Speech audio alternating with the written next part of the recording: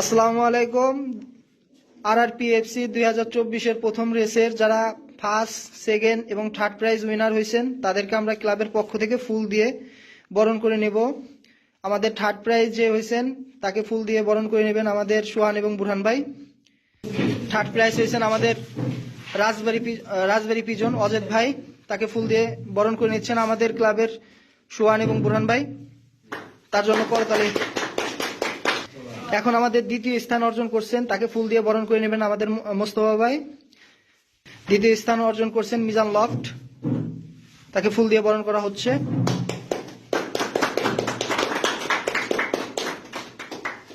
এখন আমাদের প্রথম স্থান করছেন রাজবাড়ি পিজন, আবার তাকে বরণ করে নেবেন আমাদের ক্লাবের সম্মানিত সভাপতি আওয়াল ভাই, তাকে ফুল দিয়ে বরণ করে নেবে।